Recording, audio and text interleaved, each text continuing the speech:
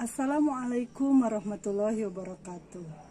Halo anak-anak, kita berjumpa lagi dalam video pembelajaran fisika. Untuk pertemuan kali ini, Ibu akan membahas materi baru, yaitu tentang materi kalor. Nah, sebelum kita mendefinisikan apa itu kalor, sebaiknya kalian simak video berikut ini.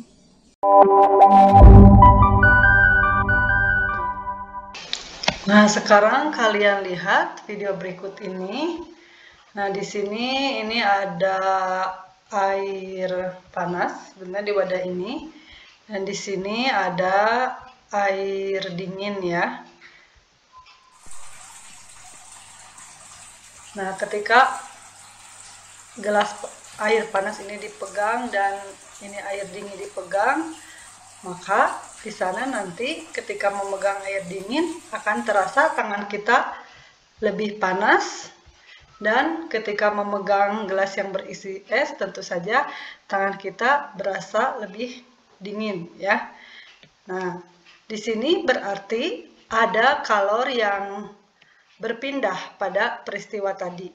Nah, ketika kita memegang air panas, nah berarti nanti ada kalor yang berpindah dari air yang di dalam gelas ini, dari air panas ke tangan kita. Nah, begitu juga ketika kita memegang air dingin ini. Berarti di sini ada kalor yang berpindah dari tangan kita ke gelas yang berisi es ini. Jadi di sini apabila dua benda berbeda suhunya didekatkan, maka benda yang bersuhu tinggi akan memberikan energi pada benda lain yang bersuhu lebih rendah. Nah, jadi di sini bisa kita definisikan kalor adalah energi yang berpindah dari sistem yang suhunya lebih tinggi ke sistem yang suhunya lebih rendah. Nah, satuan kalor ini dinamakan joule ya, atau bisa kita tulis seperti ini, J besar. Nah, satuan lain dari kalor adalah kalori. Satu kalori adalah energi yang dibutuhkan untuk menaikkan suhu 1 gram air sehingga naik suhunya menjadi 1 derajat Celcius. Nah, di sini satuan kalori itu bisa kita rubah ke dalam joule, yaitu 1 kalori sama dengan 4,186 joule, atau boleh kita bulatkan menjadi 4,2 joule. Jika di sini kita panaskan dua buah benda, yaitu satu di sini ada aluminium ya, benda yang berbahan aluminium, dan di sini air. Nah, jika ini kita panaskan untuk waktu yang sama, maka nanti akan kita rasakan panas yang berbeda. Nah, di sini aluminium akan terasa lebih panas daripada air. Kenapa demikian? Nah, di sini kita lihat misalkan kita memiliki air dan aluminium, anggap misalkan masanya sama 1 kg. Nah, untuk air di sini yang bermasa 1 kg, misalkan kita ingin menaikkan suhu 1 derajat Celcius, nah itu ternyata membutuhkan kalor sebesar 4.200 joule. Sedangkan untuk aluminium, anggap misalkan masanya 1 kg, kita ingin menaikkan suhunya sebesar 1 derajat Celcius. Maka kalor yang dibutuhkannya berbeda. Di sini untuk aluminium diperlukan kalor sebesar 900 joule. Jadi dapat disimpulkan, jika kalor yang diberikan sama, maka kenaikan suhu aluminium lebih besar dibandingkan kenaikan suhu air. Jadi, walaupun terpapar matahari yang sama, di sana terjadi kenaikan suhu yang berbeda. Nah, sekarang kita lihat tabel kalor jenis setiap benda. Nah, di sini bisa kita lihat air memiliki kalor jenis yang besar dibandingkan dengan aluminium. Nah, di sini besarnya kalor jenis air, ini yang nilainya kalau kita perhatikan dibanding benda-benda yang lain ini nilainya cukup besar. Nah, itu sebetulnya patut kita syukuri. Nah, karena sebagian besar bumi itu diselimuti oleh air. Itu sekitar ya 70% lah. Jadi air ini merupakan penstabil suhu bumi.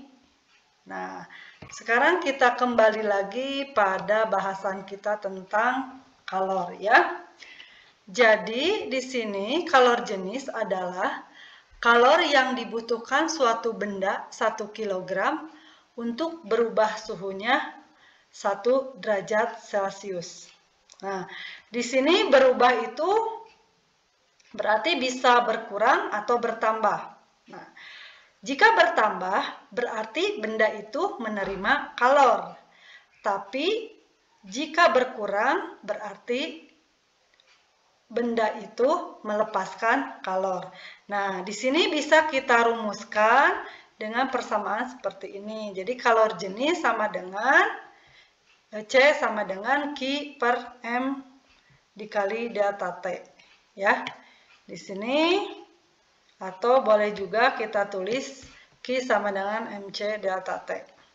Nah, di mana di sini M dikali C ini adalah merupakan kapasitas kalor.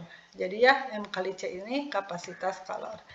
Nah, jadi kapasitas kalor adalah jumlah kalor yang dibutuhkan oleh benda untuk menaikkan suhu sebesar 1 derajat Celcius. Nah, di sini kita lihat C kecil adalah, jadi di sini dibedakan ya, kalau C kecil ini kalor jenis, sedangkan C besar adalah kapasitas kalor. Nah, tentu satuannya juga berbeda, jadi kalian silakan dibaca ini untuk keterangannya. Nah, berikutnya untuk lebih jelas lagi akan Ibu berikan ini contoh soalnya. Kita lihat di sini.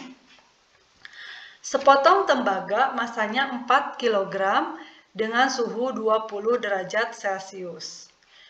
Jika kalor jenis tembaga 3,87 kali 10 pangkat 2 Joule per kilogram Kelvin. Tentukan kalor yang diperlukan untuk memanaskan tembaga tersebut agar suhunya menjadi 100 derajat Celcius.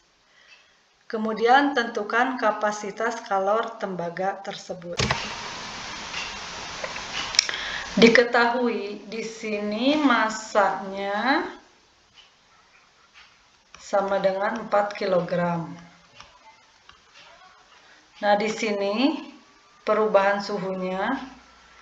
Nah, karena kalau kita rubah ini ke dalam Kelvin ditambah 273 ya. Jadi kalau diselisihkan sama, jadi ini bisa kita langsung untuk delta T-nya dari Celcius sama saja ya.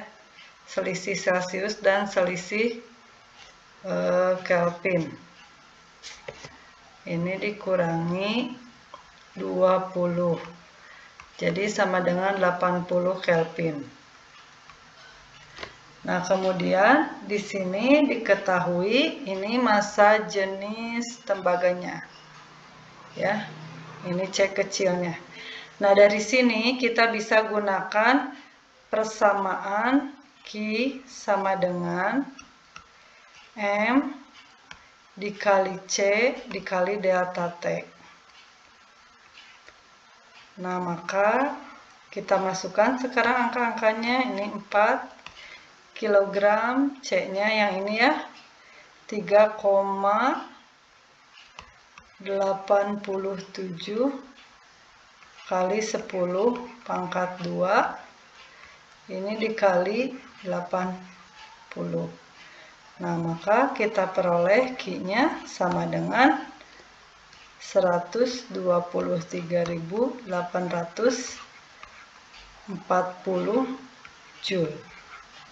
Ini kalor yang diperlukan untuk memanaskan tembaga sampai suhunya 100 derajat Celcius. Kemudian untuk yang B, itu ditanya kapasitas kalor tembaga. Berarti ini ditanyakan di sini C besar ya. Nah, di sini C besar sama dengan M dikali kalor jenis. Maka kapasitas kalor sama dengan 4 dikali 3,87 kali 10 pangkat 2 ya. Maka diperoleh kapasitas kalornya 1548 Joule per Kelvin. Nah, boleh seperti ini.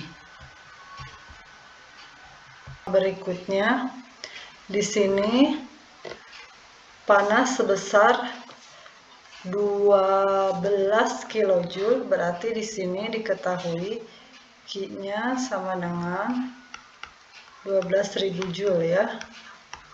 Diberikan pada sepotong logam bermassa, berarti di sini masanya sama dengan 2500 gram. Nah, ini di sini dalam kalori ya, berarti ini kita rubah dari Joule ke kalori. Berarti di sini 12.000 dikali 0,24 ya. Jadi 1 Joule itu 0,24 kalori. Berarti ini dikali 0,24. Ini sama dengan 2880 kalori. Nah, ini kemudian suhu awalnya T1 sama dengan 30 derajat Celcius ya. Dan kalori jenisnya sama dengan 0,2 kalori ya, kalori jenis logamnya. Kalori per gram derajat Celcius. Nah, di sini yang ditanya itu suhu akhir, berarti ditanyakan T2-nya. Maka kita sama persamaannya Q sama dengan M C, berarti ini delta T ya. T2 min T1. Ini karena dipanaskan, berarti T2 pasti lebih besar ya. Kita ambil yang lebih tinggi dikurangi yang lebih rendah. Nah, ini Q-nya kita masukkan 2880, M-nya 2500, C-nya 0,2. Nah, ini dikali 0,2, ini T2-nya dicari ya. Dikurangi T1-nya 30 derajat Celcius. Jadi nanti T2-nya dalam derajat Celcius ya. Nah, di sini berarti ini 2500 dikali 0,2 kan 500 ya. Jadi ini 28, di sini 2880 dibagi 500 sama dengan, maaf ini sama dengan T2 min 30. Nah, sehingga kita pindah ke sini ya. Nah, kita pindah ke sini, berarti ini 2880 dibagi 500, ini sama dengan 5,76, ini sama dengan T dikurangi 30. Maka di sini, maaf T-nya T besar ya, tadi sudah. Nah, T sama dengan 30 ditambah 5,76, sehingga T-nya sama dengan 35,76 derajat Celcius. Ini suhu akhirnya. Nanti kita lanjut ke materi berikutnya ya di video yang berbeda. Untuk pertemuan kali ini Ibu cukupkan sekian dulu.